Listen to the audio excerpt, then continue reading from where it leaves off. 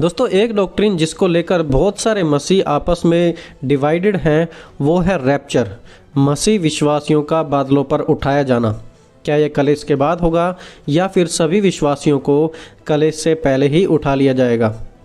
पवित्र बाइबल हमें सिखाती है कि यीशु मसीह जब अपनी महिमा में वापस आएंगे तो जो लोग यीशु पर ईमान रखते हैं वो यीशु के साथ बादलों पर उठा लिए जाएंगे।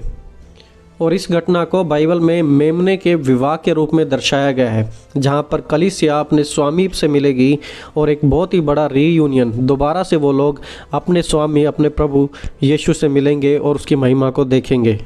और फिर अपने स्वामी से मिलने के बाद हम अपने स्वामी के साथ, प्रभु यीशु के साथ इस धरती पर आएंगे और एंटी क्राइस्ट के साथ युद्ध करेंगे और उसकी सारी सेनाओं को हराएंगे। और इसी घटना को लेकर मसीह विश्वासियों के बीच में बड़ी कन्फ्यूजन है कि आखिरकार रैप्चर कब होगा, हम मसीह के साथ कब उठाए जाएंगे। तो दोस्तों इसके दो व्यू हैं, एक है प्री ट्रिब्यूलेशन और एक है पोस्ट ट्रिब्यूलेशन। अब जो लोग प्री ट्रिब्यूलेशन में विश्वास करते हैं उनका मानना है कि यह सब कुछ शुरू के 7 सालों में ही हो जाएगा और उसके बाद हम परमेश्वर के साथ रहेंगे, और जब फिर मसीह का दोबारा आगमन होगा तो दोबारा आगमन के समय हम मसीह के साथ आएंगे। और जो लोग पोस्ट ट्रिब्यूलेशन पर विश्वास करते हैं उनका मानना है कि उस महाकलेश के समय हम पृथ्वी पर ही होंगे, हमें उठाया नहीं जाएगा। लेकिन हमें उठाया जाएगा उस समय जब परमेश्वर का क्रोध भड़केगा। पहले एंटीक्राइस्ट का क्रोध होगा, उसके बाद परमेश्वर का क्रोध आएगा। परमेश्वर के क्रोध के आने से पहले हमें उठा लिया जाएगा।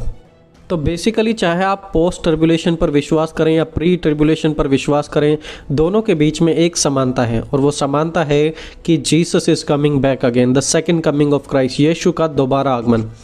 और सबसे बड़ी बात यही है दोस्तों कि अगली बार जब यीशु मसीह इस पृथ्वी पर आएंगे, जिस प्रकार हम विश्वास करते हैं, तो वो सिंपली नहीं आएंगे, लेकिन वो एक बड़ी ही सज़ा के साथ आएंगे और पूरी दुनिया का न्याय करने आएंगे। और ये एक बड़ा ही भयंकर दिन होगा मानव इतिहास में।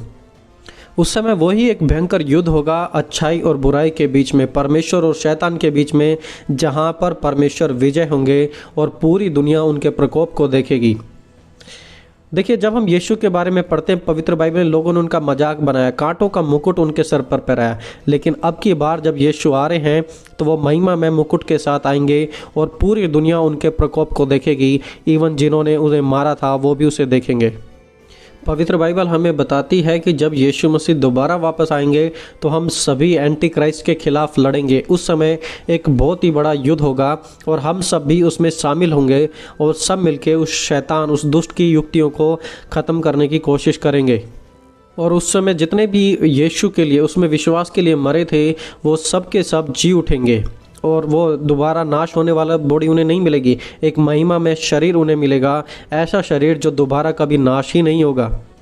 आजकल बहुत सारी मूवीज़ में ऐसा दिखाया जाता है कि एक श्राप के कारण लोग मर जाते हैं और उसके बाद युद्ध होता है, और युद्ध जीतने के बाद अब पूरी की पूरा सेना जी उठती है। ये सभी फिल्में बाइबल पर आधारित हैं, बिब्लिकल स्टोरीज को कॉपी किया गया है। एग्जैक्टली वही सब कुछ बाइबल में होने जा रहा है। जो लोग मसीह के लिए मारे गए थे, जो मौत के श्राप के कारण मर गए थे, वो सब के सब जी उठेंगे और अपने प्रभु से मिलेंगे और एक बड़ा युद्ध होने जा रहा है शैतान और उसकी सेना के साथ।